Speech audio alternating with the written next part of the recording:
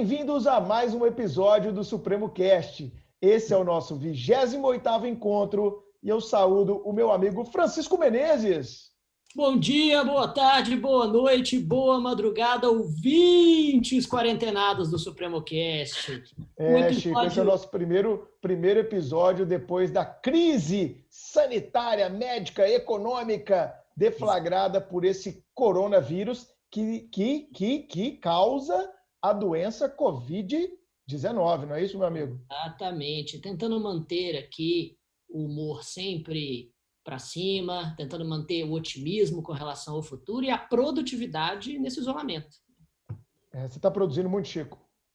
Eu estou estudando bastante, estou escrevendo também e estou tentando gravar umas coisas bacanas que já estão saindo aí no meu perfil no Instagram, para os alunos especificamente. Revolucionar. Finalmente, hein?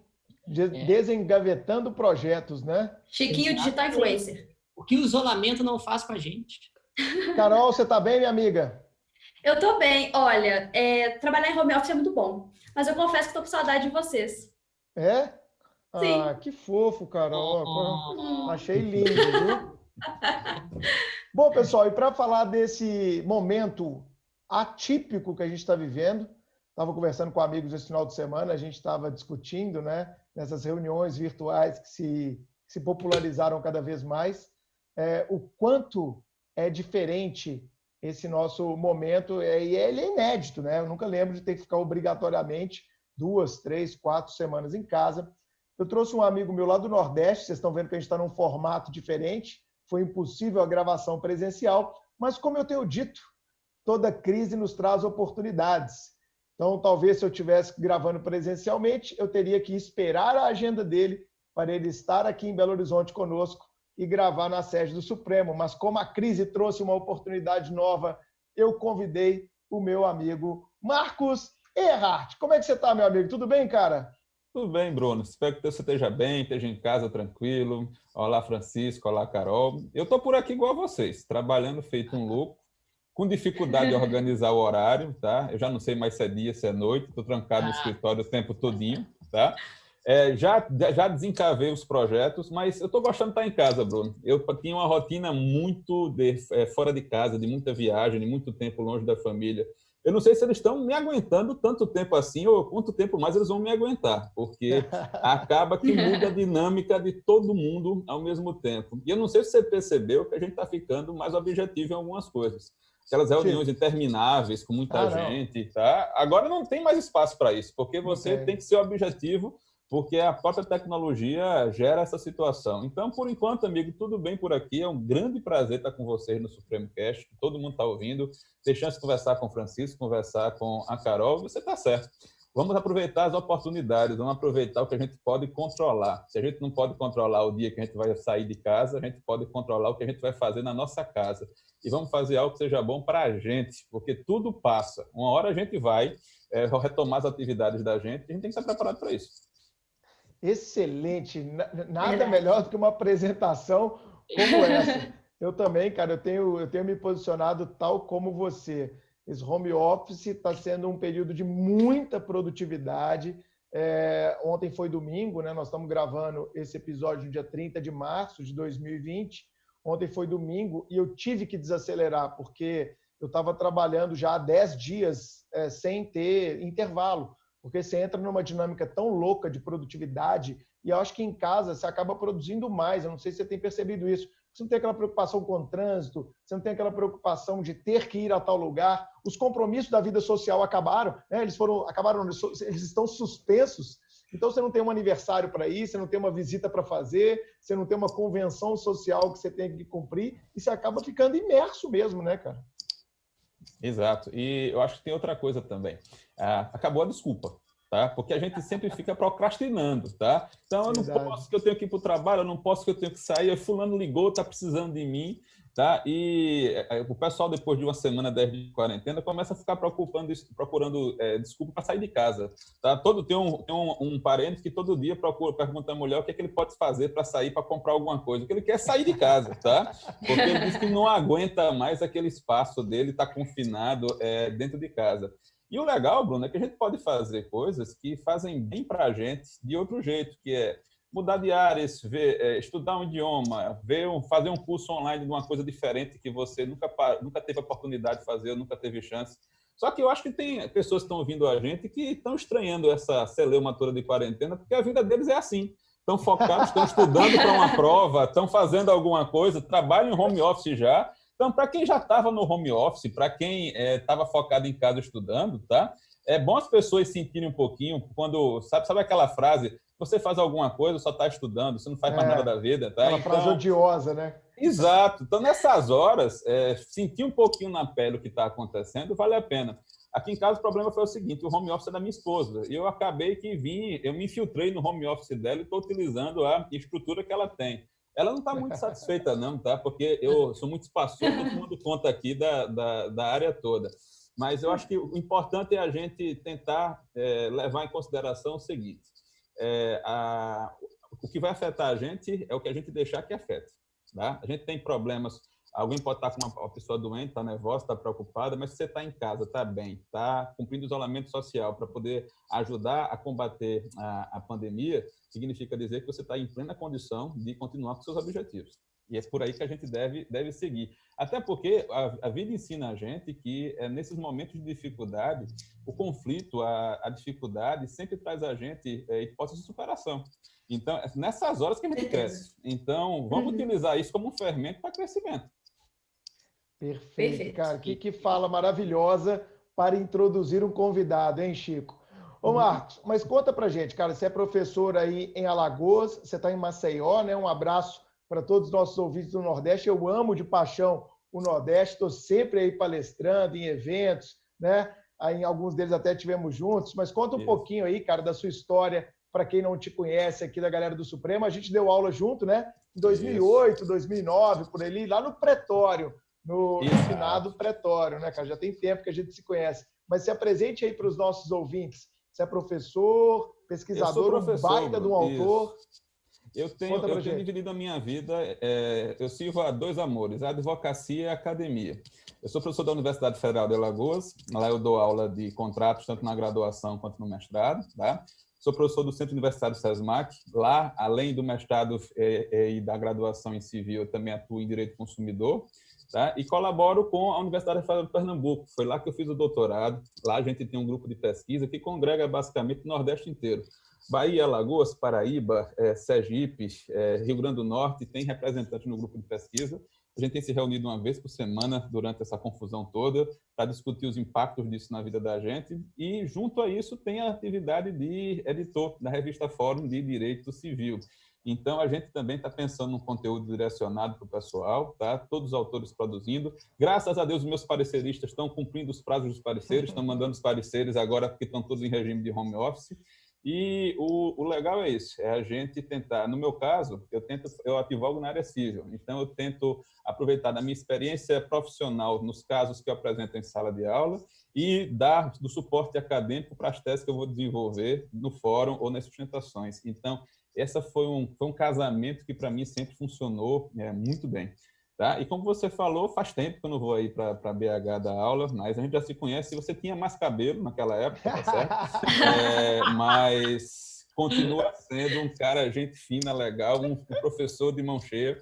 Vamos ver se a gente, quando terminar essa confusão todinha, marca alguma coisa no meio do caminho, tá certo? Para poder a gente se encontrar. Com certeza, meu amigo. Vocês saibam que eu sou um grande fã seu.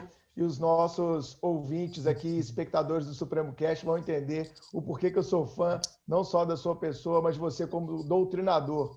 Ô Chico, lá acho que foi 2009, se não me falha a memória, o Marcos me deu um livro dele, cara, de parte geral que ele tinha feito. Acho que ele está até ali atrás, se eu não estou enganado. Aqui atrás. Tá. Não tá? Cara, foi assim, eu não sei se você lembra, cara, eu te mandei um e-mail na época, eu lembro direitinho disso, eu falei, caralho, não tem outra palavra, caralho. O cara achou o modelo perfeito de um livro, cara. Ele mesclava com uma metodologia, os vários inputs de conhecimento que você precisava ter para entender a parte geral. Sabe aquele livro, Chico, que você olha e fala, porra, Queria ter escrito isso aqui, cara. É. Ficou fantástico. Esse livro ainda está saindo, Marcos? Como é que tá, cara? Está ainda pela Juspod lá? Esse livro saiu pela Juspod, primeira e segunda edição. Eu estou trabalhando na terceira edição. Eu dei uma parada para fazer a atualização de alguns volumes do Tratado do Ponte Miranda. E aí, quando eu retomei o trabalho, a gente começou a tratar um projeto novo, que era abrir um espaço na editora Fórum para civil. A Fórum era uma editora que basicamente só trabalhava com direito administrativo, e ela começou a ampliar o catálogo. Então, a gente vem, nos últimos 4 anos, religiosamente lançando de 2 a 3 coletâneas por ano, e agora uma coleção de direito civil. Aí acabou, Bruno, que nessa confusão, os projetos pessoais vão ficando em segundo plano. Eu espero que a próxima edição do livro saia agora, durante a quarentena, porque eu não tenho mais desculpa para o meu editor. Eu preciso terminar o livro agora, tá certo? Porque ele já me fez essa cobrança. Eu acho que dessa vez vai, tá? Pelo menos a pandemia vai me servir para isso, para poder atualizar o livro. O livro trabalhava questões, trabalhava enunciados, trabalhava imagens, e o que hoje é muito comum você vê, não era em 2006, 2008, entendeu? Então, acho que essa foi a principal diferença. A gente pensou no modelo porque eu queria um livro que funcionasse para os outros como eu estudo. Eu sou uma pessoa muito visual estudando, eu preciso fazer um desenho, preciso fazer um esquema, senão não funciona, entendeu? Então, era essa a ideia. Aqui. Eu até ia pegar ele antes do episódio, acabei me esquecendo. Desculpe a falha, mas no final a gente vai divulgar todos os livros que você escreve aí, os artigos. Marcos é um baita do doutrinador, pessoal do civil, a galera que curte mais direito civil, com certeza tem que ler os escritos do Marcos. Bom, estamos aqui, né, Carol, para discutir o quê? Faz a introdução aí para a gente do nosso episódio e o tema que nós vamos trabalhar hoje, minha amiga. Bruno, a gente está falando aqui tanto sobre home office, coronavírus, essa pandemia que tem atingido o nosso país e também todo o mundo. Então, a gente não poderia deixar de falar dos impactos do coronavírus nos contratos, porque o coronavírus que causa a doença Covid-19 dá impactos tanto na saúde quanto em várias áreas do direito civil, consumidor, tributário, administrativo, penal. E, como a gente fala, né, no direito civil, a nossa vida é regida por contratos. Então, por que não trazer esse tema no SupremoCast? Inclusive, por ser um tema tão atual e de grande impacto, com certeza será objeto de cobrança em concursos públicos, em provas, para quem está na faculdade também, por exemplo, para quem está aí assistindo aulas em EAD, eu tenho certeza que, com certeza, tem trabalho aí sobre esse tema, e também para quem advoga, para construção de teses, para defender os pleitos dos seus clientes. Então, o tema hoje é contratos em tempos de coronavírus. Excelente. Chico, como você deve saber, apesar de ser do penal, né, meu amigo, mas eu sei que você é um profundo conhecedor da ciência jurídica. Ok, né, da ciência jurídica. Eu sinto um certo ressentimento de todos os civilistas quando são convidados para o SupremoCast. Eu não entendo por quê. O penalista, ele não se sente ressentido. Pelo contrário, ele está na roda e fala que bom, eu vou estudar um pouco a intertextualidade. O civilista fica, não, porque no direito civil, tá, seu penalista sujo, olha... Eu sei que os alunos, eles apreciam umas 8 ou 9 vezes mais o estudo do direito penal em qualquer uma de suas vertentes do que qualquer ponto do direito civil. Mas isso se dá por conta do fetiche pela violência, que o ser humano naturalmente tem. Então, fique tranquilo, civilista. Não é nada pessoal. Ô, Chico, na verdade, Marcos, eu acho, cara, que eu sempre falo isso em sala, não sei se você concorda comigo. A galera do penal, eles vendem muito melhor o peixe deles do que a gente, cara. No fundo, é uma estratégia de marketing. Porque os caras entram em sala e, primeiro, eles já começam a te ensinar a raciocinar. Eles chegam e falam assim, para que serve o direito penal? Aí o cara, caralho, é mesmo, para que serve? Ah, para proteger os bens mais importantes da vida em sociedade. Aí você já coloca aquilo ali no primeiro plano da sua mente. Aí depois ele começa a te ensinar a raciocinar. Como a lei é muito antiga, né? A lei é lá da década de 40, ninguém nem lembra, né? 1984 é parte geral. Tá, pois é, como eu falei, da década de 40, nós temos lá, né, cara, uma necessidade de, claro, construir o raciocínio com base em princípios. E você vê isso, Marquinhos, acho que assim, nós do civil, cara, a gente não entra em sala falando para que o civil serve, a gente não faz aquela introdução principiológica que os penalistas falam, e isso, ao meu ver, é uma coisa que faz, sim, os penalistas saírem na frente. Marketing jurídico, cara, eles fazem isso muito melhor do que a gente. E tem uma coisa que eu acho que a gente poderia começar a discutir. Quando eu acho que todo mundo se apaixona por penal no começo da faculdade, e o problema é continuar apaixonado quando a faculdade termina, porque normalmente a pessoa ganha juízo depois de sair da faculdade, né, Bruno? Mas, nada contra, Francisco. Mas a minha ponderação é a seguinte, eu não me vejo como vítima de crime. Eu não quero ser autor de crime. Então, eu me colocar nos exemplos de penal, para mim, é terrível. Eu prefiro me enxergar comprando uma casa, fazendo uma viagem, ganhando uma herança, tá certo? Se for o caso, me divorciando para ter um novo relacionamento, para cuidar dos meus filhos, fazer o testamento para deixar os meus bens, que significa dizer que eu ganhei muito dinheiro e agora eu posso testar e deixar a família usufruindo disso.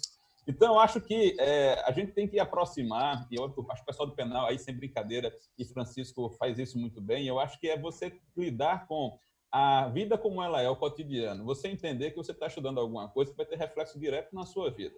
Quanto mais você se enxergar nas situações, quanto mais você se colocar na posição que você está estudando, mais fácil você vai entender. E se você entender, você não precisa decorar. Você não vai memorizar. Aquilo vai aparecer para você naturalmente, tá? Eu acho que quem tenta decorar direito obrigacional, quem tenta decorar direito das coisas, vai ficar fazendo isso a vida inteira e vai ficar cada vez mais frustrado. A ideia é você entender a finalidade daquilo ali. Se você conseguir fazer isso, pronto, agora, para a gente já começar a direcionar para o assunto. As pessoas têm me ligado, têm mandado mensagem dizendo assim, qual é a solução para os contratos? Eu disse, amigo, não tem uma solução só. Sabe por quê? Porque os contratos são infinitos. Se os contratos são infinitos e você pode fazer o contrato do jeito que você quer, a gente está em época de customizar. Cada um assiste o que quer no streaming, cada um ouve o que quer no seu celular e tudo você adapta à sua necessidade. Os contratos não são diferentes. Então, se você entender qual é a finalidade das partes, o que é que elas estavam buscando, por que elas não podem buscar isso agora, as soluções vão naturalmente aparecer na sua cabeça sem tanto esforço, com que você já tem de conhecimento acumulado. Eu acho que isso o pessoal do penal faz bem. Porque se você for ver, a maneira deles estudarem é comparando os objetos jurídicos, mostrando as diferenças, mostrando os agravantes, atenuantes, tá? E mais, sempre preocupados com caso específico, com caso concreto. A gente ainda tem muito civilista que prefere buscar uma solução preconcebida, engessada, que ele vai aplicar para qualquer situação, não importa o que ele está falando. Você já imaginou, Bruno, na época de carnaval fora de época, antigamente a gente usava mortalha, era aquela roupa que era igual para todo mundo. Hoje em dia o pessoal corre, compra um abadá, a mulherada vai customizar o abadá e aparecem versões de todo jeito e qualidade na hora que você está lá no bloco curtindo. Por quê? Porque você ajustou aquilo à sua necessidade. Todo mundo está utilizando a roupa que é obrigatória, mas cada um está tentando exprimir aquilo que precisa, aquilo que é o momento que está vivendo. Eu acho que isso é legal para a gente refletir. Cara, perfeito. Mesmo sem a gente ter alinhado, né, Carol? Tudo que o Marquinhos falou parece muito com o que eu falo em aula, cara. Impressionante. Muito. Sem a gente ter conversado sobre isso, cara, tudo que você falou de raciocinar, de entender que o direito civil é o direito da nossa vida, né, do nosso cotidiano. Sensacional a sua fala. Mas, meu amigo, vamos lá. Período de crise, a gente sabe que, historicamente falando, foi assim lá na Revolução Industrial, foi assim em vários outros momentos mais próximos, né? Os momentos de crise, eles nos trazem muitas reflexões jurídicas, como a Carol introduziu. Então, aqui no Supremo, a gente já fez conteúdo sobre o coronavírus e o direito do trabalho, sobre os impactos no direito constitucional, com a calamidade pública, de repente um estado de defesa ou de sítio. Vamos falar ainda das questões tributárias que a Covid-19 acaba desencadeando. Falamos da questão criminal, né? Já que a gente estava falando de crime agora, dos crimes que podem surgir lá durante a pandemia, do 268, lá do 131 do Código Penal e outros tantos. Então, já falamos da parte criminal. Falamos também da parte processual, né, com suspensão de prazos de processos que estão em curso. Agora, cara, uma coisa é certa. Eu, você, Carol, Chico e todo mundo que está nos assistindo e nos ouvindo tem contratos em vigor. Seja o contrato com a TV a cabo, o contrato de aluguel da residência que você mora, o contrato que nós temos, né, de cessão de direito de imagem com os cursos que nós damos aula pelo Brasil inteiro, o contrato de direitos autorais que nós temos com as editoras, contrato de financiamento e por aí vai. Nossa vida ela é necessariamente premida por contratos. Contratos de plano de saúde, né, que está muito em voga a discussão, né, da repactuação das bases do contrato de plano de saúde. Eu queria uma análise sua bem mais ampla, antes da gente descer nos detalhes, sobre esses momentos de crise, como é que eles alcançam e impactam a seara contratual, ou seja, a nossa vida privada.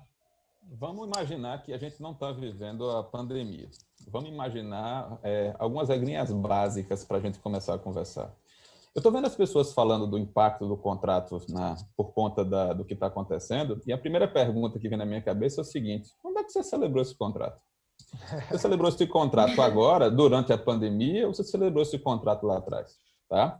Porque a gente tem que levar em consideração que uma das regras clássicas, tradicionais do contrato é a força obrigatória.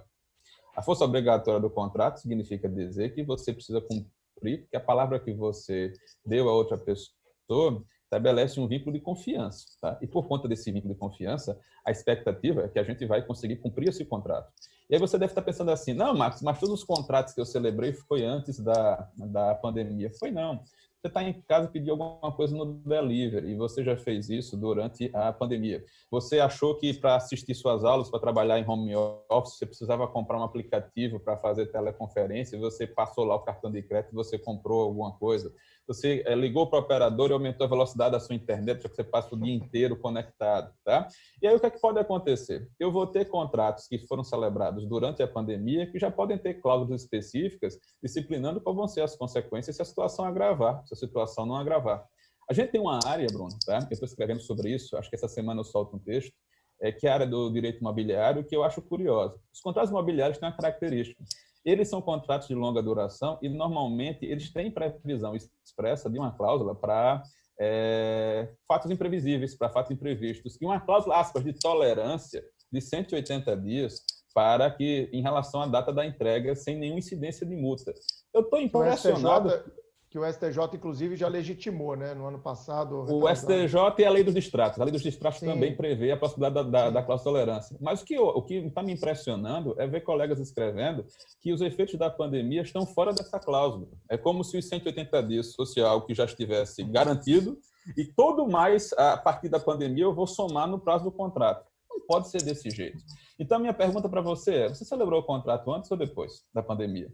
E o seu contrato tem ou não cláusula tratando de eventos extraordinários? Porque o que é que acontece? Aí agora vai brilhar aquelas pessoas que contrataram profissionais de qualidade, competentes, que quando foram contratados para redigir o contrato, tá, se sentaram com o cliente e pensaram em possibilidades ou tentaram prevenir problemas futuros. Muita gente acaba só procurando advogado depois que o problema está realizado. Ou seja, já chega na UTI para você e, na hora de contratar, foi buscar um modelo na internet, foi procurar uma solução barata. E agora quer que, com o contrato barato que ele fez, você resolva um problema que o contrato não tem arquitetura no contrato para você definir essas coisas. Então, se ele foi feito antes ou depois, se ele tem ou não cláusula que trate de eventos imprevisíveis. Terceiro aspecto, Bruno, que eu acho que é essencial. Qual é o lado do contrato que você está? Você é o lado da pessoa que está devendo ou você é o lado da pessoa que está em posição de exigir? Você é credor ou devedor desse contrato? Porque eu vou enxergar o contrato como uma via de mão dupla. E como via de mão dupla, eu tenho interesses que vão se complementar, mas dependendo da sua posição, pode acontecer o seguinte, tá? Eu não quero que a minha operadora de TV por assinatura cancele o meu contrato agora. Eu não quero que a empresa que me fornece energia elétrica corte a minha energia elétrica. Mas eu estava pensando, para que eu vou pagar a academia mais 3 meses se eu não consigo ir para a academia? Percebam que todos os contratos que eu mencionei têm consequências agora durante a pandemia, mas uns são interessantes para mim, outros não são interessantes. E aí eu estou vendo pessoas que raciocinam assim: o contrato está desequilibrado para mim, então eu preciso dar um jeito de sair desse contrato. Mas se tivesse desequilibrado para o outro lado, as pessoas estão muito confortáveis e não estão preocupadas com isso. Aqui é uma lógica de alteridade, de equilíbrio. Você tem que buscar raciocinar que o contrato não é uma situação onde um ganha e o outro perde. A gente tem que enxergar o contrato como uma série de atos que vão levar a uma finalidade que tem que ser a melhor possível para ambos os contratantes. Tá? Então, eu recebi perguntas do tipo: por que eu não tiro minha filha da escola e daqui a 3 meses matriculo ela de novo? Eu vou fazer uma grande economia. Aí eu perguntei à pessoa que me ligou, e se todo mundo fizer isso, será que vai ter escola daqui a 3 meses para sua filha estudar? E se você tiver que levar sua filha para outro lugar, será que vai ser a mesma mensalidade que você cobrava? As nossas decisões vão ter impactos a curto, a médio e a longo prazo, tá? E talvez a gente passe por uma crise pior ainda em algumas áreas de contratos, uma crise de confiança quando toda essa situação terminar. Então, a gente tem 3 situações básicas que a gente pode pensar, situações muito bem retratadas num texto de 2 colegas, o professor Eduardo Nunes e o professor Rodrigo da Guia. A gente tem contratos que não podem ser cumpridos porque o governo proibiu, então aqui eu tenho o fato do príncipe, tá?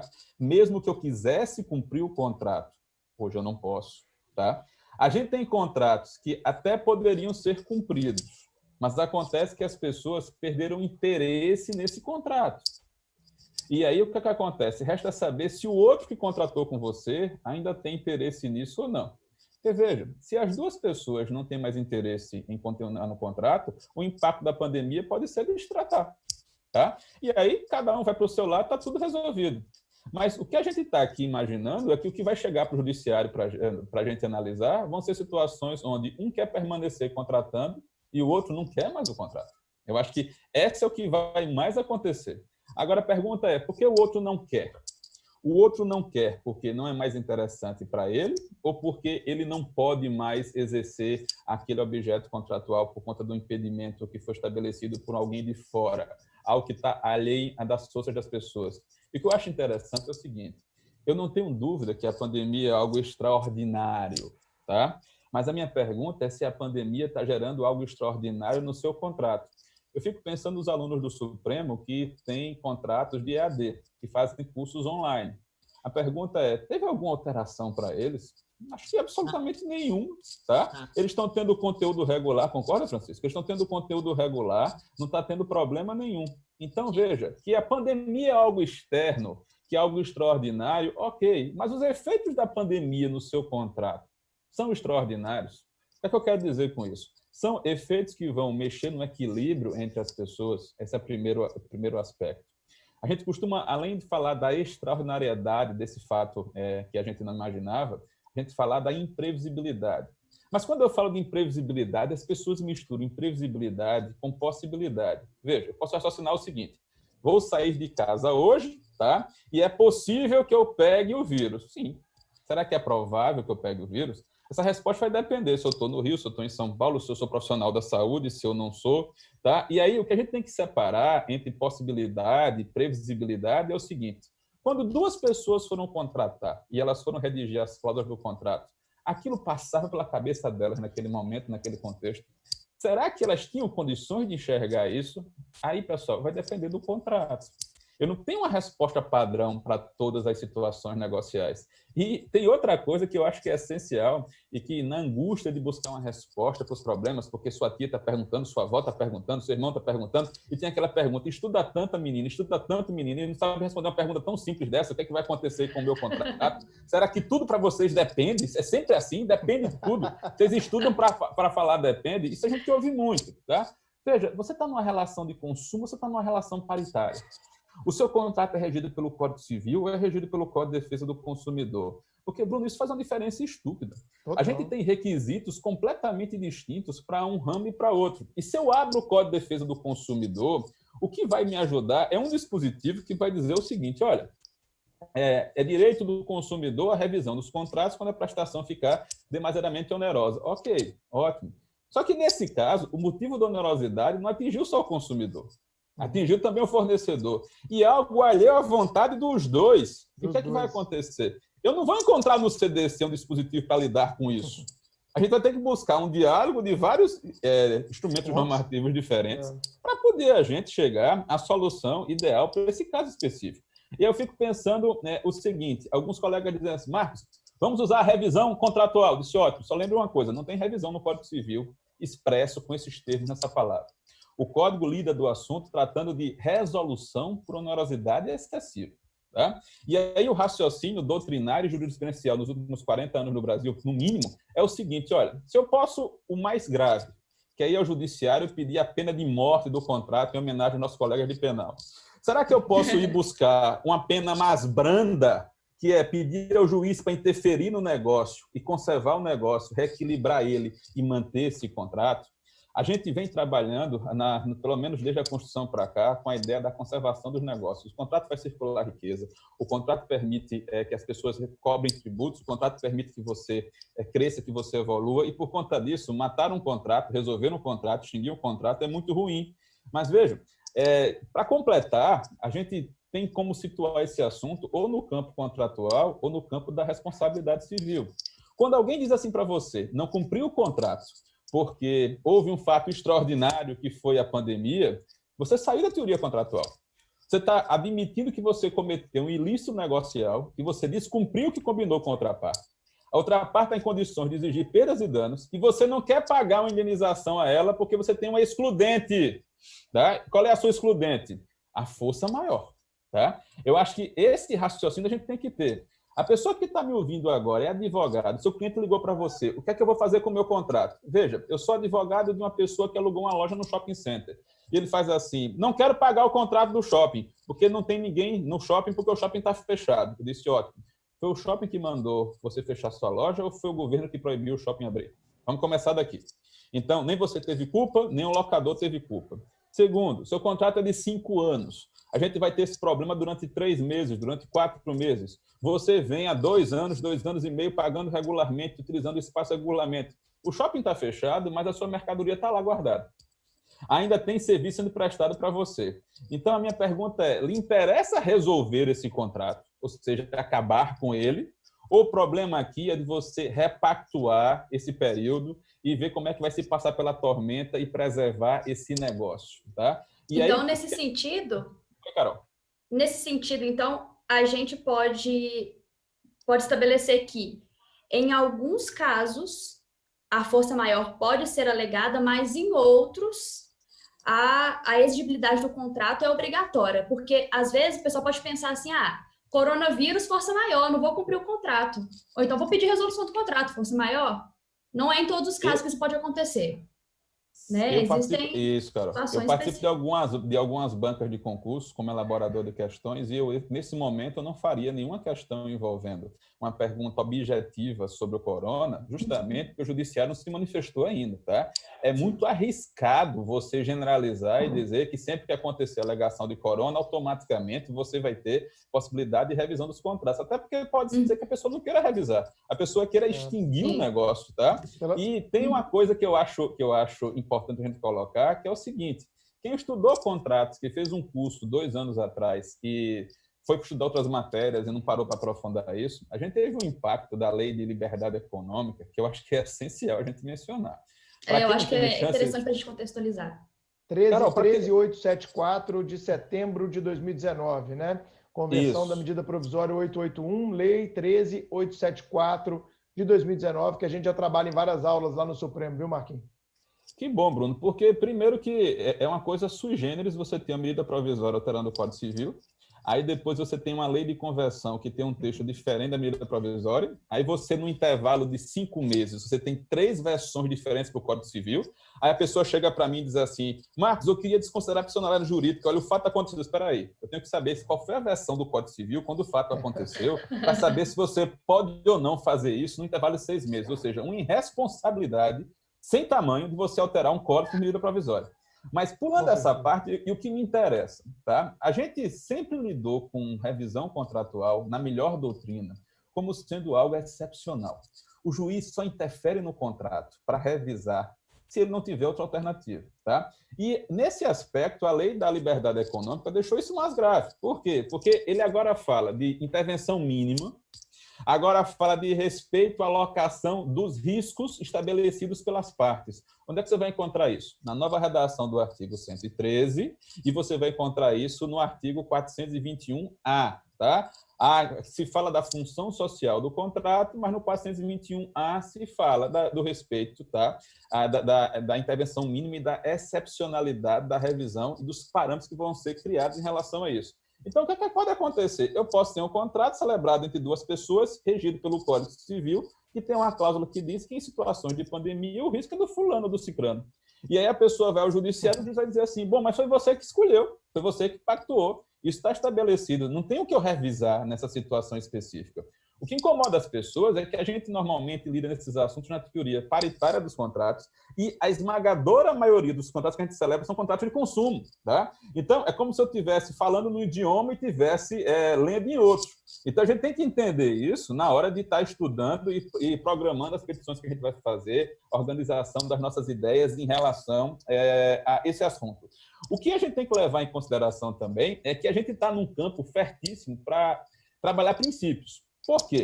Quando eu falo de uma situação que as pessoas não imaginaram, então eu vou para o código e acho um buraco, acho uma lacuna. Não tem artigo específico tratando de pandemia no código.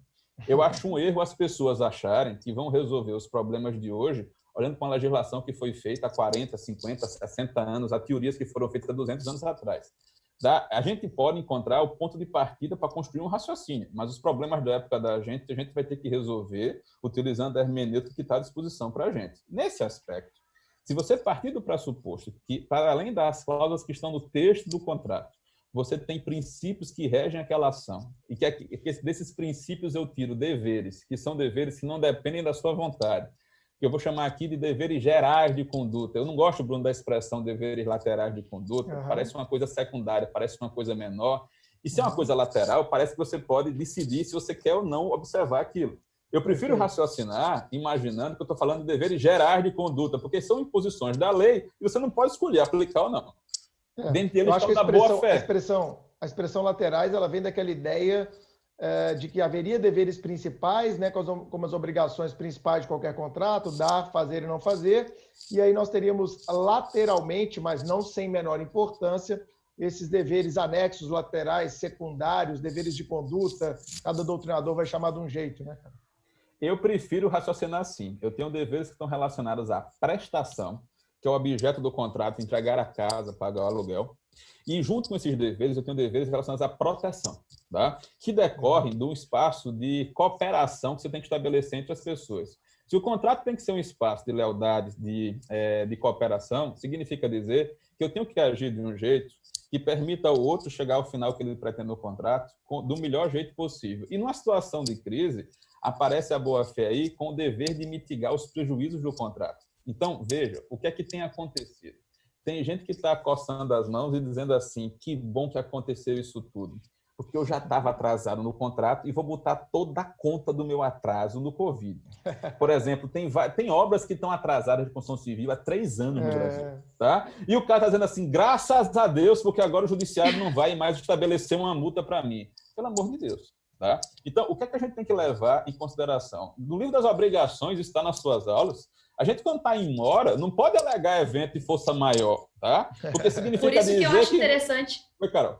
Por isso que eu achei interessante a gente falar sobre essa questão de que, às vezes, todo mundo acha que é porque tem uma pandemia, é força maior, porque senão pode haver essas alegações justificadas, né? Carol, a gente pode pegar o mais básico de obrigações. Se você está em mora, significa dizer que a prestação já deveria ter sido feita e você não fez. E se quando você está no período de mora, começou a pandemia, você não pode utilizar o argumento da Covid para se eximir da responsabilidade contratual. E tem gente que vai fazer isso, tá certo?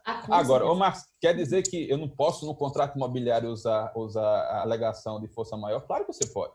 Mas, veja, sabe qual é a minha pergunta? Quando acontece um evento de força maior, qual é o comportamento que se espera de uma pessoa? Eu imagino o seguinte, eu contratei o Bruno, e aí o Bruno me contratou e eu não vou poder atender o Bruno no dia e na hora que a gente combinou. Por quê? Porque aconteceu alguma coisa que nem eu imaginei, nem o Bruno imaginou. Então, minha primeira providência é avisar o Bruno. Tá? Mas qual é o comportamento padrão de muito empresário brasileiro? Ele simplesmente sabe que não vai conseguir cumprir, calado está, calado ele fica. Porque tem prestações que a outra parte vai ter que pagar ele até o dia do vencimento e ele não quer que a comunicação do atraso sirva de justificativa para atrasar o pagamento. E aí, o que acaba acontecendo é que quando é que a discussão sobre o evento de força maior aparece? Chegou o dia do vencimento, a pessoa não cumpriu a sua parte, o outro ingressa com a ação em juízo e na contestação, aí vem páginas e mais páginas falando de força maior. Veja, se eu estou diante de um fato, de uma externalidade, de alguma coisa não prevista, o mínimo que eu tenho que fazer é comunicar a outra parte. É isso que se espera de alguém que está de boa fé. Quando eu comunicar a outra parte, eu vou explicar a ela o que é que foi que aconteceu no meu cronograma que vai impedir que eu cumpra o prazo combinado. quais são as medidas que eu estou tomando para eu tentar cumprir o prazo o mais rápido possível, tá? E que outras medidas eu posso tomar e oferecer à pessoa para que a pessoa diminua o prejuízo. Por exemplo, imagina que eu comprei um livro físico, o livro não vai chegar porque a cidade vem de outro país e a fronteira está fechada, mas acontece que eu tenho a versão do livro digital. Eu posso entrar em contato com a pessoa perguntando se ela, enquanto não recebe o livro físico, para não perder o conteúdo que ela precisa, se ela não quer ter acesso ao livro digital. E aí vai se estabelecer entre as partes o que muita gente chama de dever de renegociar. Será que eu sou obrigado a sentar com outra pessoa sempre que ela quiser para negociar? Isso é o que se espera das pessoas. Numa relação cooperativa, sempre que alguém tem dificuldade, você pelo menos vai ouvir o outro para ver se tem alguma coisa que está ao seu alcance que você possa fazer. E vai ser curioso ver como é que os juízes vão lidar com isso, porque, como a Carol está colocando, vai ter demanda de juizado, vai ter demanda na Justiça Federal, vai ter demanda na Justiça Estadual, tá? Em níveis de complexidade diferentes. E aí eu me lembro da discussão envolvendo passagem aérea. Vários amigos me ligaram esses dias. Marcos, pelo amor de Deus, o que é que eu vou fazer? E agora, me ajude. E aí tem, de novo, uma medida provisória. Tá? E aí, o que é que acontece? Vamos pensar um pouquinho sobre a passagem aérea. O seu avião não vai decolar por 2 motivos. Porque está proibido de decolar em alguns lugares, o destino não vai receber o avião se você tentar partir. E segundo, porque você está com medo de viajar e ficar doente e o piloto está com medo de levar você e ficar doente. Então, está todo mundo com medo. Eu tenho Oi. E mais, às vezes, a finalidade para a qual você contratou a passagem, dentro da ideia de frustração, ela não existe mais. Aconteceu com muito aluno nosso, Marquinhos, porque o pessoal ia fazer prova em Brasília para escrivão da Polícia Civil de lá. A gente estava com o evento tudo pronto lá e a gente teve que cancelar os contratos do nosso evento, os alunos cancelar a passagem, cancelar o hotel, simplesmente porque a prova, por força de uma ordem do governador, não iria acontecer mais. Então, às vezes, não é nem porque não vai ter o voo, é porque a finalidade do contrato não vai mais existir, a causa, né? A gente vai lá na causa do contrato. Perfeito. Impossibilidade superveniente do objeto que atinge um lado do contrato ou os 2 lados do contrato, dependendo da situação. Tá? Aí, o que é que acontece?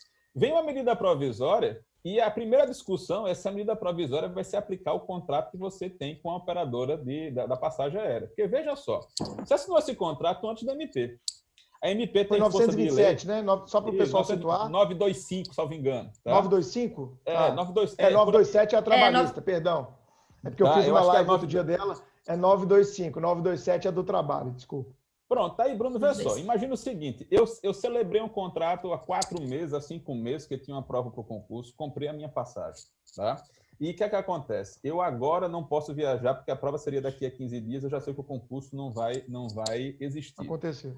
Aí tem uma medida provisória que me dá 2 situações. Primeira situação, eu peço para cancelar aquele voo naquele dia e fico concreto para usar em até 1 ano da data da compra, ou eu peço o reembolso e aí o reembolso vai ocorrer em até 12 parcelas. Vocês já imaginaram se a academia também quiser me devolver em 12 parcelas, se a escola quiser me devolver em 12 parcelas, se a construtora quiser me devolver em 12 parcelas, por que só a empresa aérea? Por que não as outras obrigações civis? Tem um texto do professor Carlos Elias, de Brasília, discutindo justamente isso, tá? As motivações políticas. É para salvar o setor aéreo, mas é só o setor aéreo que precisa de preocupação nesse momento. Será que não foi uma medida muito apressada, que poderia ter esperado um pouquinho? Tá? E imagina o seguinte, isso vale... E mais, né, Marquinhos?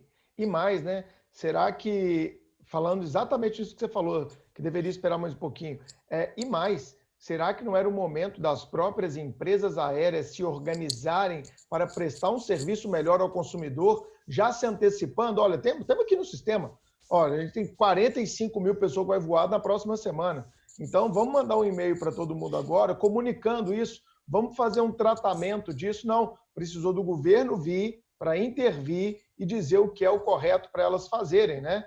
Eu concordo plenamente com a sua crítica, amigo.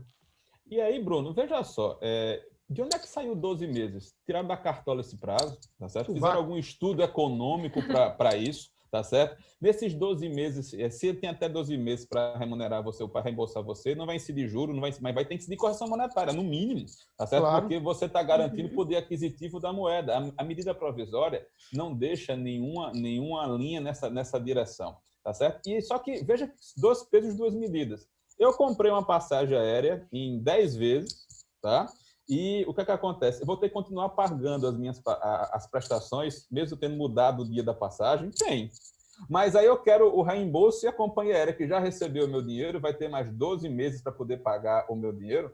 Será que isso não aumentou a onerosidade de uma relação que é uma relação de consumo? Tá? Você virou financiador da operação da companhia aérea, como se estivesse emprestando dinheiro para ela poder operar nos próximos meses. Isso não é função do banco, do setor, né, do BNDES, sei lá de quem? Será que não é o governo que o governo fez financiamento com o dinheiro da gente, com o bolso da gente, tá? O que eu tô colocando aqui em discussão é que os contratos têm efeitos para muito além daquela passagem específica. E essa decisão episódica que o governo tomou em algumas situações, vocês já imaginaram todo mundo que tem financiamento de carro pedindo para fazer isso? Tá?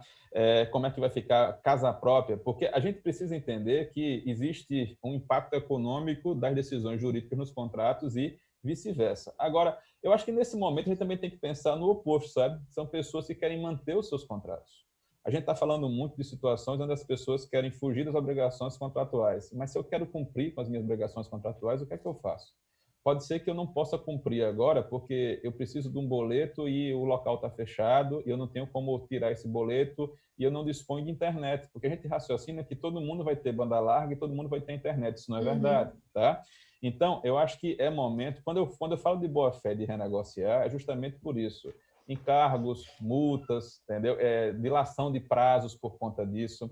Eu acho que essa é a fase da gente organizar. Quando você começa a enxergar que os contratos têm que servir as pessoas e não as pessoas se virem os contratos, e você coloca isso como uma diretriz a partir de uma ideia de dignidade humana mais funcionalizada para o mundo dos contratos, você entende que trabalhar... a gente está no regime capitalista, todo mundo quer ganhar dinheiro, todo mundo quer lucrar. Mas acontece que essa expectativa de lucro vai ter um limite. A livre iniciativa que está assegurada na Constituição, na Lei de Liberdade Econômica, ela tem que ser conjugada, tem que coexistir com outros direitos. Isso é bom falar agora no momento que a mulher quer jogar o marido pela janela, tá? Que tem pais que não aguentam os filhos em casa, porque a gente está aprendendo do jeito mais duro possível a coexistir. E quando a gente fala de princípios, a lógica tem que ser exatamente a mesma, de coexistência.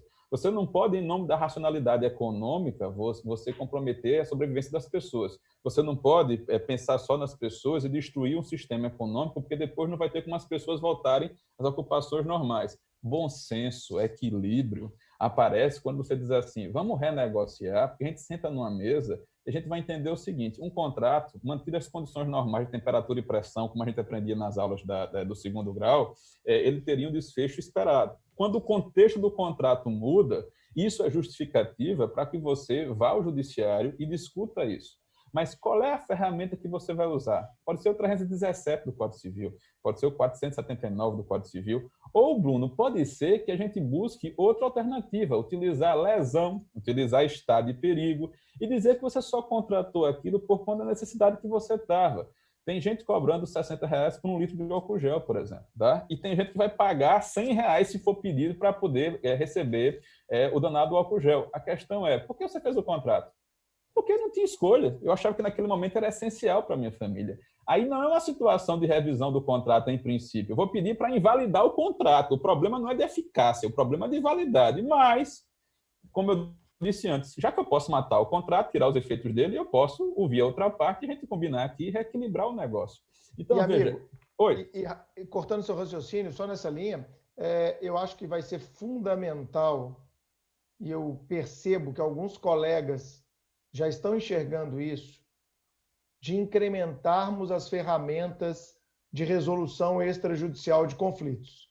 É essencial. Porque acho que o Chiquinho já pode estar percebendo, e a Carol também, o quanto que a gente pode ter um judiciário indo à completa falência no sentido de volume de trabalho. Sim. Se o judiciário hoje, antes da crise, já conta com um volume absurdo de trabalho, que os juízes claramente não dão conta, ficam anos para julgar uma demanda, sobremaneira agora, depois de uma crise dessa, onde toda a economia do país, basicamente, está sendo afetada. Você enxerga isso também, cara, essa necessidade? Chegou o momento de incrementarmos as formas extrajudiciais, mais do que nunca, eu diria, né? Fala, Sim, Chico. e talvez até isso pode propiciar uma mudança de mentalidade também do brasileiro, De tanto cultura, na né? formulação dos contratos quanto nessa renegociação, nem que seja uma mudança de mentalidade na marra, porque levar todos os casos, todas essas renegociações para o judiciário será materialmente impossível. Eu E acho que fora que isso também traz implicações quando a gente pensa nos precedentes, porque vai ser um volume tão grande de casos semelhantes no judiciário que se um precedente for criado, por exemplo, e a gente sabe que, infelizmente, atualmente, como sempre foi, as decisões são muito infundadas, às vezes precedentes são aplicados de forma sem aquela visão correta do caso, então isso pode implicar, inclusive, na vida do jurisdicionado, né? Como aquele seu caso vai ser resolvido no judiciário? É melhor, de fato, ir para o judiciário ou resolver extrajudicialmente? do que vocês falaram, eu vou extrair duas coisas. Primeiro, de 2015 para cá, a gente tem um Código de Processo que começa a pensar no atacado, não no varejo. Ele começa a lidar com os incidentes de resolução de demandas repetitivas. Só que sabe qual é o Exato. problema? O tempo médio de resolver um IRDR hoje no STJ é de 2, 3 anos. E as ações vão ficar paradas enquanto isso. Será que isso é razoável? Tá? Ainda que você tenha ferramentas para tentar dar uma decisão uniforme e padronizar o sistema, acho que não. Bruno, eu comecei a estudar mediação e arbitragem antes de ver processo civil na faculdade por uma contingência. Eu trabalhava num lugar, apareceu o primeiro curso e eu fiz. E desde o início eu aprendi o seguinte: as pessoas procuram os advogados para resolver os problemas e não para ingressar com ações. Tá? Então, enquanto você continuar raciocinando que o seu cliente lhe procurou e você tem que entrar com 1, 2, 3 ações para o seu cliente, você não vai conseguir dar o próximo passo. Tá? A gente tem que resolver o problema do cliente pela porta que seja, mediação, arbitragem, utilizando plataforma online. O serviço do consumidor.gov, que o Ministério da Justiça está oferecendo, é uma maneira muito interessante de você, sem sair de casa agora no tempo da pandemia, de você fazer uma reclamação contra a prestadora de serviço que não está cumprindo com o seu contrato.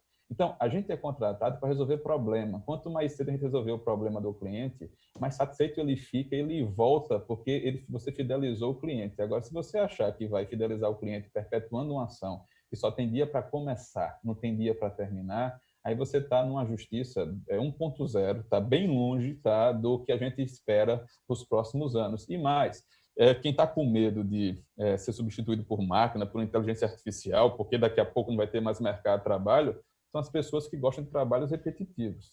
Se a gente entender que nosso trabalho como operadores jurídicos é algo criativo, que você vai buscar soluções, que você vai ajustar para o caso concreto, sempre vai ter espaço para você. Tá? Agora, se você está acostumado a ficar utilizando o modelinho que você pegou da internet, copiou do coleguinha, e vai ficar fazendo isso a vida inteira, e você nem se preocupa em melhorar, em aprimorar aquilo, e continuar com a sua formação profissional, aí você tem data de validade. Quando você menos perceber, você está fora do mercado.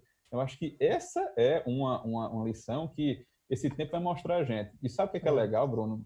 A doença, ela não respeita idioma, ela não respeita a conta bancária, ela não respeita a formação, tá? Então, todo mundo está sujeito a isso. E nesses tempos que a gente está em casa, tem oportunidade de negócio para muita gente, tem oportunidade de trabalho para muita gente. Porque quem sabe mexer com mídias sociais, quem está acostumado com esse sistema, tá? Agora está tendo uma vantagem que muita gente não enxergava. Então, a gente vai ter mudanças, a gente não vai sair dessa crise do mesmo jeito que a gente entrou. O EAD vai ser diferente, as nossas reuniões vão ser diferentes, tá? Talvez a gente repense algumas viagens que não são tão necessárias assim, a gente não acaba fazendo. A gente vai ter que tirar alguma coisa boa disso tudo. E a gente escolheu o tema dos contratos, podia ser o tema do direito de família, podia ser o tema da proteção de dados, porque ele envolve relações humanas. Onde tem relação humana, vai ter conflito. Onde tem conflito, tem direito. Mas eu tenho que parar para pensar o seguinte: que direito eu estou falando? Eu aqui não estou falando de um direito sancionador, um direito punitivo, porque isso não vai resolver o meu problema. Eu estou falando de um direito de pacificação social. Se a gente considerar que nós vamos estudar o direito apenas para buscar uma punição, a gente está tendo um comportamento reativo. A gente espera o problema acontecer para depois tomar uma providência. Quanto mais proativo você for, você antecipar as coisas, você buscar medidas preventivas para mitigar o problema, para reduzir o prejuízo, melhor. Se você está ouvindo a gente, tem contratos que vão vencer nos próximos 10, 15 dias, entre em contato com outro contratante, pergunte se ele pretende cumprir o contrato, pergunte se ele tem alguma dificuldade, Não espere chegar a data e ele não cumprir para depois você tomar uma providência. Se antecipe, tente reduzir os danos que você vai sofrer, que ele vai sofrer também. Isso vai ajudar também a reduzir a demanda para o judiciário. Eu acho que isso é importante a gente reforçar aqui. Excelente, amigo. E o que você está falando faz total sentido, porque eu semana passada até dei uma tuitada lá no meu Twitter, e eu já acredito, eu não sei sua opinião, como estudioso e acadêmico que você é, que assim como o 11 de setembro reconfigurou as relações internacionais no mundo, né? E reconfigurou o mundo que a gente vive hoje, eu não tenho mais a menor dúvida de que o coronavírus, a Covid, já alterou o jeito da gente ser, da gente se comportar, da gente se cuidar, da gente enxergar o outro e, por que não, claro, da própria aplicação do direito. Isso que você falou, eu tenho batido nessa tecla há meses, ainda mais como eu venho do serviço público, cara. Quantos aviões eu já peguei na vida para participar em reunião de serviço público? Você passa 2, 3 dias numa cidade, você pensa assim, caraca, bicho, uma teleconferência bem feita de 3 horas teria economizado aqui para a União algumas centenas de milhares de reais, com passagem de 100 servidores, com hospedagem diária e o tempo de todo mundo e o deslocamento de todo mundo. Eu acho que a Covid veio também para fazer a gente sair do automático, como você falou lá no começo, repensar as nossas atitudes, verificar aquilo que realmente tem valor para a gente. Bicho, eu estou sentindo uma saudade da minha avó, que vocês não fazem ideia, cara. Assim, é uma coisa que ela estava ali disponível, eu ia lá toda semana, mas tem, sei lá, 3 semanas que eu já não a vejo. Eu estou sentindo uma saudade absurda dela. E eu acho que muita gente está nessa mesma vibe. Então, para a gente ressignificar as relações pessoais e, por que não, cara, como você muito bem colocou, ressignificar a própria aplicação do direito, né? Porque se for judicializar isso tudo, o judiciário é simples, não vai dar conta. E você falou uma frase que me marcou. A pessoa procura advogado para resolver o problema e não para entrar com uma ação. Essa já é uma frase, né, Chiquinho, que vai sair ecoando a nossa mente aqui nesse episódio. Com certeza. E para conectar com um pouco do nosso assunto da brincadeira no início da nossa exposição, os professores de direito penal, verdade, Bruno, costumam dizer que o direito penal é reputado por proteger os mais importantes bens jurídicos da vida em sociedade. Mas esses mesmos professores hoje, os que estão conectados justamente com todo o pensamento e a evolução da ciência jurídica, criticam o sistema punitivo exatamente por esse motivo. A proteção dos bens jurídicos se torna uma ferida narcísica do direito penal, como diz o próprio Saulo de Carvalho, porque ele mantém a resolução de problemas que são extremamente complexos e cada vez demandando soluções criativas e que são sempre multidisciplinares. Ele mantém esse problema na mão de um ente centralizado, extremamente burocrático, que é o Estado, retirando das pessoas a agência e a autonomia privada para tomar as rédeas do próprio caminho e, muitas vezes, buscar suas novas soluções. Aliás, o direito penal, o penalista hoje em sala de aula, aquele penalista articulado com os problemas contemporâneos, fazem uma grande reverência ao direito civil, e vocês civilistas ficam aí ressentidos, não sei o quê. Meu Deus! Exato, chamar para uma aula minha sobre fundamentos. Sobre criminologia, né, Chico? Exato, sobre criminologia, crítica. Marquinhos, e dentro desse papel, cara, como você deu o exemplo da medida provisória 925, você deu o exemplo do 156, 157 do Código Civil, 317, o 478, o 479, da gente pensar também no 393, lá que fala da isenção de culpa, trazendo a inevitabilidade do evento na força maior, né, de todos esses exemplos que você deu. Como é que você acha que o Estado... Eu sei que é uma pergunta de $1 milhão, né, cara? Mas como é que você acha que o Estado brasileiro, durante 2020, vai se comportar para dar conta de toda essa problemática gerada pela crise na seara dos contratos? Você acha que nós vamos ficar aí na mão de um legislativo que quase não está aprovando nada, ou de um executivo totalmente incoerente na sua postura, que uma hora adota A, na outra hora adota B, na outra hora adota C, na outra hora adota D, e ninguém sabe como seguir esse executivo sem coerência, para dizer o mínimo? Ou você acha que a gente vai ficar na mão do judiciário ou agora, mais do que nunca, é autonomia privada na veia e vamos que vamos, e seja o que Deus quiser? Como é que você vê esse cenário? Eu sei que é uma pergunta difícil, mas esse cenário pós-crise aí e o papel do Estado nesse cenário pós-crise, mais focado no civil e no contrato. Vamos lá, eu acho que a gente primeiro tem que entender o seguinte: a gente tem modelos de Estado. A gente tinha um governo anterior num modelo muito mais intervencionista e a gente passa para um modelo liberal. No modelo liberal, quanto menos Estado, melhor para quem faz o modelo. Eu acho que a Lei da Liberdade Econômica veio para reafirmar esse modelo de um Estado menor.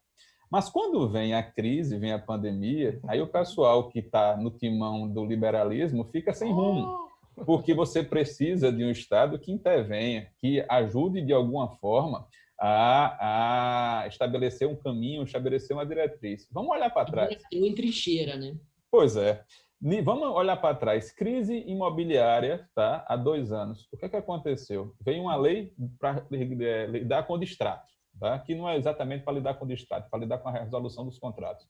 Mas o que é que acabou acontecendo? Quase nenhuma discussão no Congresso, aprovada às pressas, cheia de erro técnico, que se tivesse um mínimo de discussão com a sociedade, duvido que teriam passado, e a aprovação era para resolver problemas, ela criou problemas talvez pior do que os problemas anteriores, porque pelo menos antes dela você tinha o judiciário que já apontava num caminho e a gente sabia o que esperar, e depois da lei a gente volta para estaca zero. Até o STJ, né, Marquinhos? O STJ, muitas vezes, quando ele vai analisar contrato de 2019, ele fez muito isso. Eu estou aplicando aqui, mas isso aqui é para um contrato anterior à lei do distrato. Isso. Fica tranquilo. Depois da lei do distrato, eu vou falar lá na frente, mas por enquanto vamos resolver o que está acontecendo lá atrás. Toda hora o STJ está batendo nessa tecla. O primeiro julgamento de conformidade foi esse: não se aplica a lei dos distratos dos contratos anteriores. Ponto. Exatamente. Agora, qual foi a primeira intervenção do governo? Porque a medida provisória não foi a primeira intervenção, a medida provisória foi a segunda. Foi a Agência Nacional de Saúde Suplementar ter colocado no rol de procedimentos obrigatórios de cobertura do plano de saúde o exame do corona, tá? Mas veja, o que é que acontece? A gente vai ter nos próximos meses uma discussão sobre o equilíbrio desses contratos. É um exame novo, é um exame caro, como ele não está disponível no mercado, ele está mais caro ainda, e agora, em tese, todo paciente de plano de saúde vai ao hospital e pede para fazer o exame. Se tiver requisição do médico e o plano de saúde disser que não vai fazer o exame, ele está descumprindo um contrato. Tá? Então, não basta por decreto ou por resolução se alterar o sistema sem pensar no equilíbrio das relações. O problema é um pouquinho mais complexo do que esse. O que é que eu imagino que vai acontecer? A gente deve ter uma legislação nova para tratar de alguns problemas pontuais daqui a alguns meses, tá? E a gente vai ter que confiar que o legislativo vai discutir o mínimo possível, vai ter que ouvir os setores. E quando eu falo ouvir os setores, Bruno, não é só o setor econômico produtivo. Também é a ponta mais fraca da relação. É aqueles que vão consumir os produtos ou serviços e muitas vezes não tem voz nessas discussões, porque não tem um lobby organizado. Você tem um lobby organizado do patronato, você tem um lobby organizado das grandes empresas, mas você não tem um lobby dos consumidores profissional e organizado. E aí o que é que acontece? A gente sempre sai correndo atrás do prejuízo, tá? Agora, então, resumindo o cenário, pontos bons. Nunca se contratou eletronicamente tanto como se contrata agora. Muitas pessoas perderam o medo de contratar e isso é um caminho sem volta. A gente vai ter novos trabalhos, a gente vai ter novos serviços. Isso vai ser muito bom para o desenvolvimento de uma área de direito e tecnologia, de direito digital, de direito contratual em redes sociais, por exemplo. Então, a gente tem aí um universo de possibilidades que estão em aberto, tá? Nunca se foi tão criativo para oferecer delivery e oferecer serviços em casa. Todo mundo está se reinventando em relação a isso. E, nesses momentos, a gente vai ter tipos contratuais que a gente não estava imaginando. E, a partir daí, a gente vai ter que buscar novas soluções. E, para quem fica angustiado, porque quer ter a resposta pronta para tudo, a gente tem que entender que a gente não sabe o que vai acontecer na nossa vida amanhã, porque a gente quer ter a resposta para os contratos que vão acontecer daqui a 6 meses, daqui a 7 meses. Eu não sei, Bruno, para onde é que a gente vai, mas eu sei onde a gente já esteve e onde a gente está. Quando eu olho para trás e vejo o caminho que eu trilhei, eu começo a ter uma bela ideia de como é que vão ser os meus próximos passos. Então, se a gente pode se concentrar numa coisa agora, Acho que a gente focar nos estudos da gente, é aproveitar esse momento para revisitar aquele seu livro empoeirado de obrigações, de contratos, dar uma olhadinha nas teorias de revisão, de resolução, tá? Discutir um pouquinho sobre força maior, quem sabe assistir um vídeo, ouvir um podcast, tá? E aproveitar esse tempo para melhorar, para agregar conteúdo. Eu acho que isso é essencial para a gente. E quando chegar alguém angustiado, que quer resolver o contrato hoje, amanhã, tá? Bom, tem duas escolhas.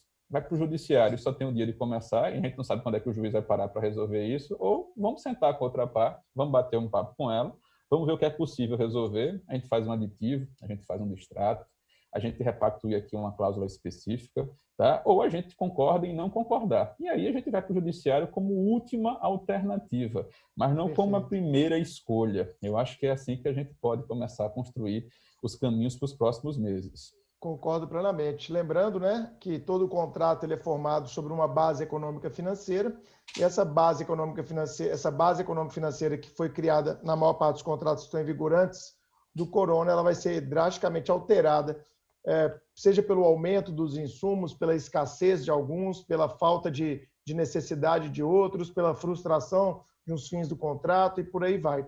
Nessa linha, cara, do que você falou de se reinventar, hoje eu até gravei um áudio no nosso grupo do Telegram no Supremo, né, Carol? Carol administra muito bem o nosso grupo. Quem está nos ouvindo aí, sigam lá no Telegram do Supremo. É só entrar no Telegram, digitar lá Supremo que você acha a gente.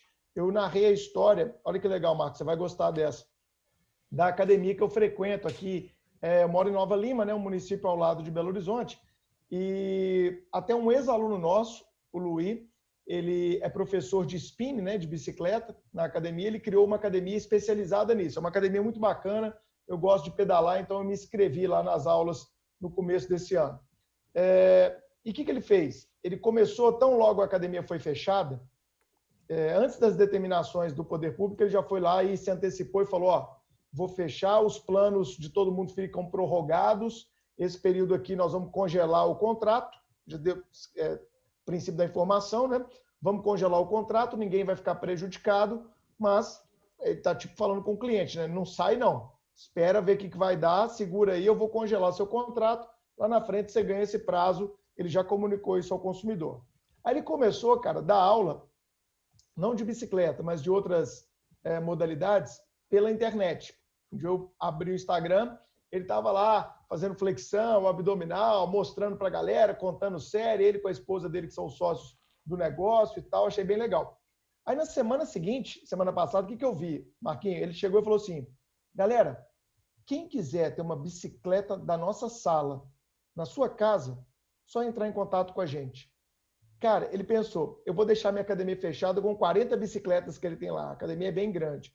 Ele começou, cara, a alugar para os alunos a bicicleta. Fazer um novo contrato de locação daquela bicicleta. E aí, o que aconteceu? Os alunos correram e alugaram, né? É uma galera até com poder aquisitivo interessante, então a galera foi lá e, alugou. O que aconteceu? Acabaram as bicicletas. Ele alugou todas as bicicletas, ao invés de deixar trancado lá dentro da academia. Aí, alguns alunos começaram a perguntar para ele, mas se não tem para alugar, você não tem para vender? O que ele fez? Manteve contato com o fabricante, e virou revendedor, isso tudo em 2 semanas, cara. Revendedor de bicicleta, ou seja, deve estar ganhando uma comissão pela venda dessas bicicletas aos alunos. E Chiquinho, olha o que ele fez.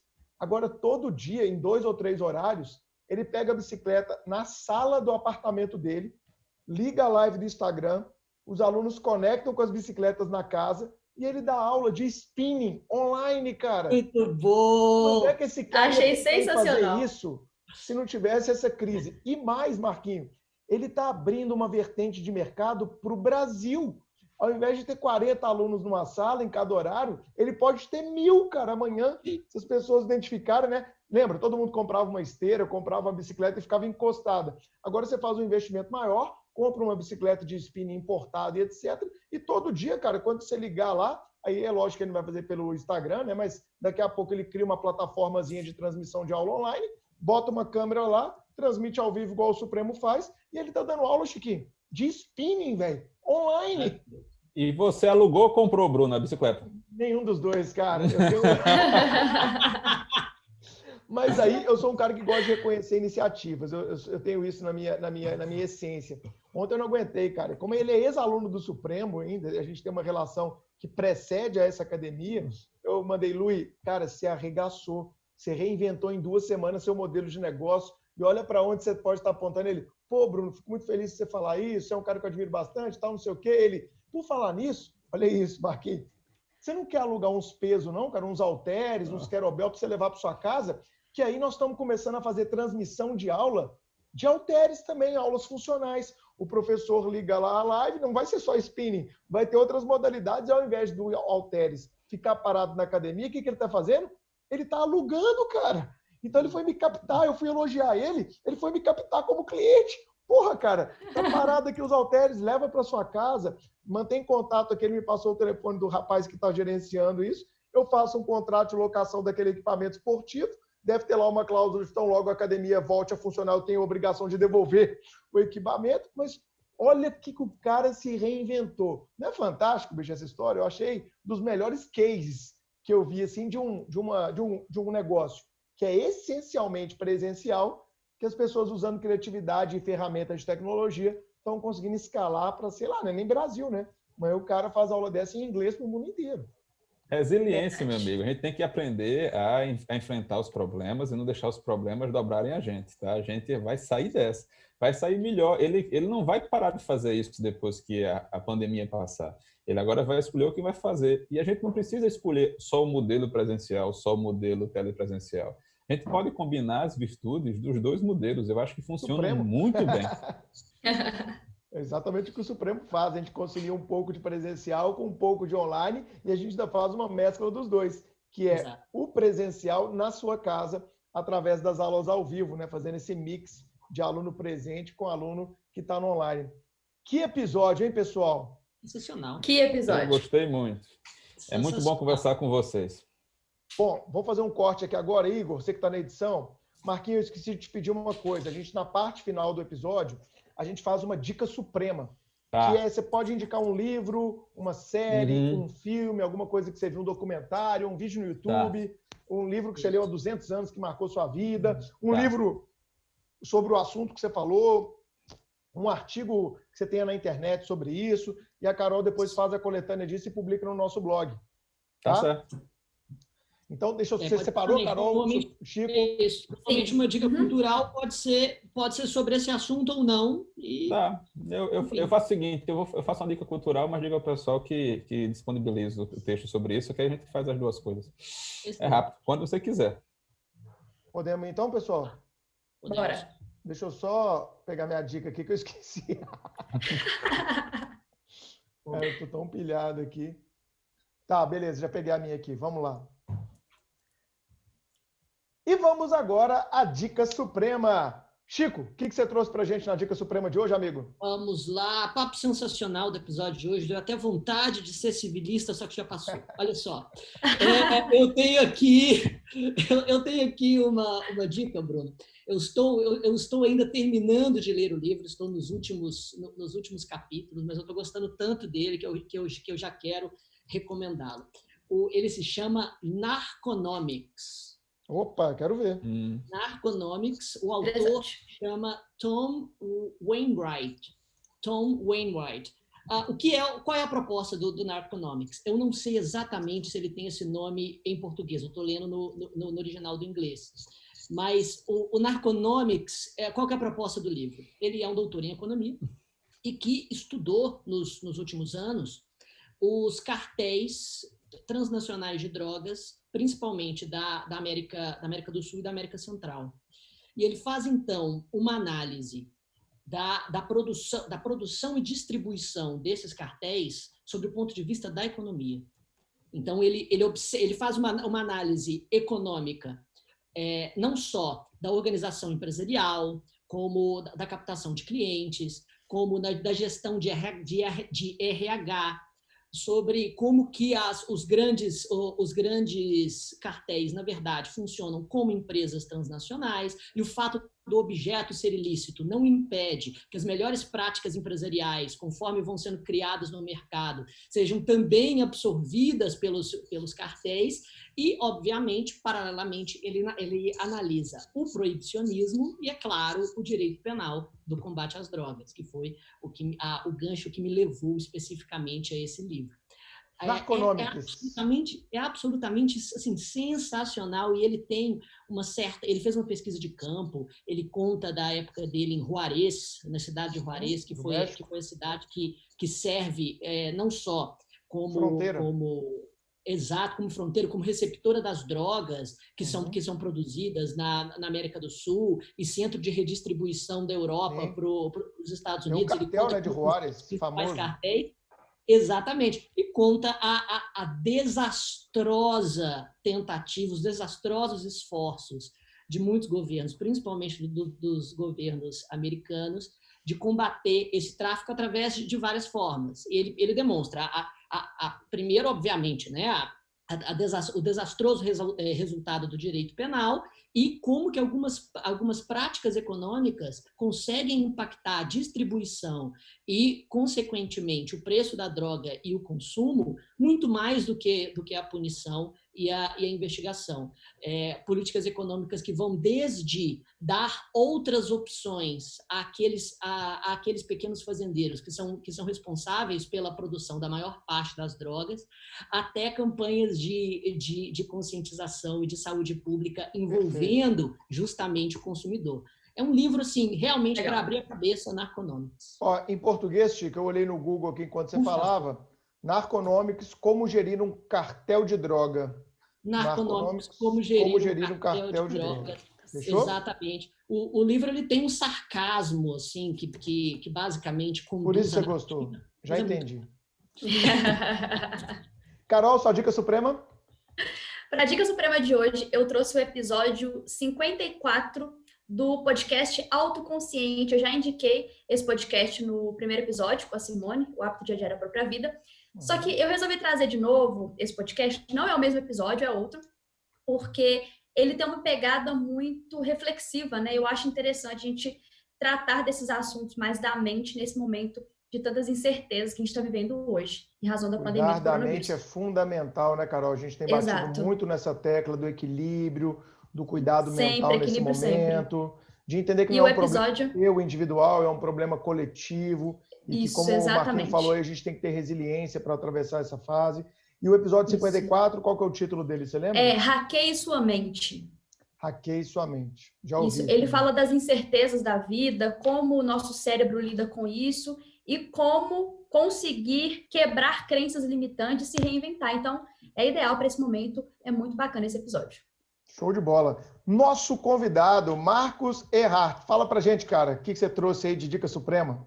Rapaz, eu estou tentando pensar aqui numa dica suprema que homenageia o nosso amigo Francisco aqui, os tempos de confinamento.